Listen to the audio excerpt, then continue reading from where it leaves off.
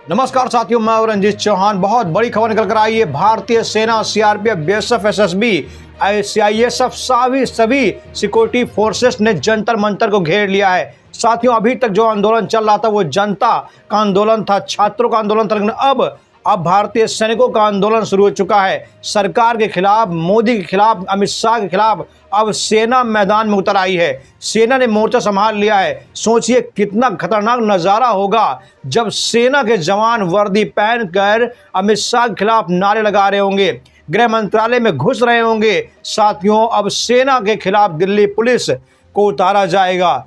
सोचिए कितना खतरनाक नज़ारा होगा जब सेना आंदोलन कर रही होगी, सीआरपीएफ, बीएसएफ आंदोलन कर रही होगी, सीआईएसएफ आंदोलन कर रही होगी, और उसके सामने दिल्ली पुलिस के जवान होंगे। दिल्ली पुलिस के जवान लाठी चार्ज करेंगे। सोचिए कितना खतरनाक नज़ारा होगा। आपको बता दें, भारतीय सेना ने जंतर मंतर पर आंदोलन शुरू कर दिया है, और यह आंदोलन छोटा मोटा आंदोलन नहीं है, बल्कि यह आंदोलन भूख हड़ताल है। सोचिए, भूख हड़ताल पर बैठ गए हैं सेना के जवान, जिसमें सीआरपीएफ हैं, बीएसएफ हैं, सीआईएसएफ हैं, आईटीबीपी के और एसएसबी के जवान हैं। ये सभी जवानों ने अब मोदी सरकार के खिलाफ मोर्चा खोल दिया है। चलिए आपको सामने खबर दिखाते हैं। दरअसल एक कानून लेकर आई थी सरकार, सीएपीएफ के खिलाफ एक कानून लेकर आई थी। जो सेंट्रल फोर्सेस हैं उनके खिलाफ एक कानून लेकर आई थी। उस कानून के खिलाफ अब सेना मैदान में उतर गई है। सेना को ये काला कानून रास नहीं आया। वैसे भी आप जानते हैं कि मोदी जी के जितने भी कानून होते हैं वो काले कानून होते हैं। कभी जनता के खिलाफ, कभी किसानों के खिलाफ, कभी नौजवानों के खिलाफ, अब कभी जवानों के खिलाफ।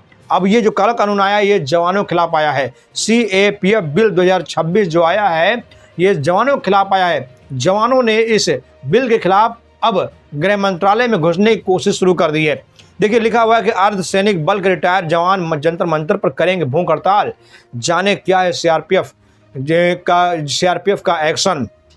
वहीं आगे देखिए, लिखा हुआ है कि जंतर मंतर पर अर्धसैनिक बलों का हक का हल्ला, पुरानी पेंशन समेत मांगों पर इस दिन से 7 दिन की भूख हड़ताल होगी। देखिए, तमाम हेडलाइन मैं आपको दिखाना चाहता हूँ।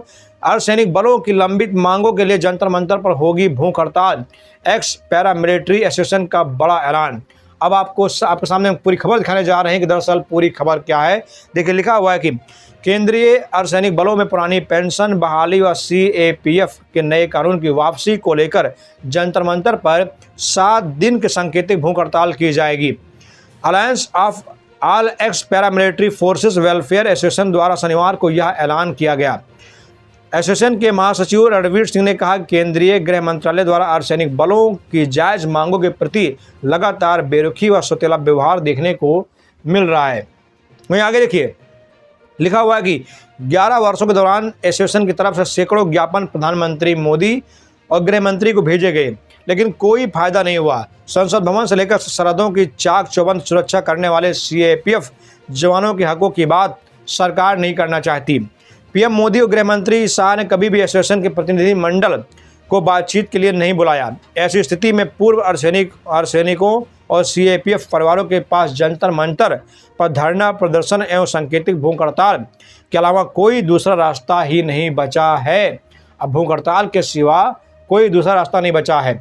जवानों के लिए मोदी सरकार बिल्कुल गंभीर नहीं है। कई वर्षों से ज्ञापन दिया जा रहा है मोदी को और अमित शाह को, लेकिन अभी तक मोदी और अमित शाह ने अर्धसैनिक बलों के जो नेता हैं उनको नहीं बुलाया, उनके मुखिया को नहीं बुलाया, उनसे बातचीत नहीं करना चाहते हैं। ये सरकार तानाशाही सरकार हो गई है। देखिए, लिखा हुआ है कि एसोसिएशन के प्रतिनिधियों ने बताया कि सरकार अदालतों के फैसलों को भी लागू नहीं कर रही है। बुढ़ापे की लाठी यानी पुरानी पेंशन बहाली का फैसला दिल्ली हाई कोर्ट ने 11 जनवरी 2023 को सुनाया था। उस फैसले में हाई कोर्ट ने सीएपीएफ को भारत संघ के सशस्त्र बल मानते हुए ओपीएस लागू करने की बात कही थी।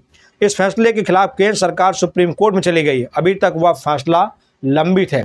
सोचिए, जो सरकार अपने ही जवानों के खिलाफ सुप्रीम कोर्ट चली जाए, वो सरकार क्या इस देश का भला करेगी? अब खुद बताइए, वो सरकार क्या इस देश का भला करेगी? लेकिन लिखा है कि सीआरपीएफ के पूर्व एडीजी एचआर सिंह ने कहा कि जब सरकार किसानों के लिए लाए गए 3 काले कानूनों को वापस ले सकती है, केंद्रीय मंत्री धर्मेंद्र प्रधान को हटा सकती है, तो फिर सीएपीएफ का काला कानून वापस क्यों नहीं ले सकती है? ये सीएपीएफ का काला कानून वापस क्यों नहीं लिया जा रहा है? ओपीएस, ओजीएस और दूसरे हितों से जुड़े मुद्दों को लेकर एसोसिएशन द्वारा विभिन्न राज्यों का दौरा किया जाएगा। राज्यों की राजधानियों में प्रेस कॉन्फ्रेंस आयोजित कर लोगों को सीआरपीएफ जवानों और कैडर अफसरों के प्रति सरकार के सतर्क व्यवहार के बारे में जानकारी दी जाएगी। तो सीधा फंडा है साथियों, सेना अब पीछे हटने वालों में नहीं है। अब सेना का सामना सरकार से होगा, अब सेना का सामना दिल्ली पुलिस से होगा, और दिल्ली पुलिस के बाजू में जितनी भी ताकत है, उनके लाठियों में जितनी भी ताकत है, वो लगा लें अब सेना के खिलाफ। ये सेना अगर हाथ जोड़ना भी जानती है तो हथियार उठाना भी जानती है। अब असली खेल शुरू होगा जंतर मंतर पर, बस आप इंतजार करिए। धन्यवाद।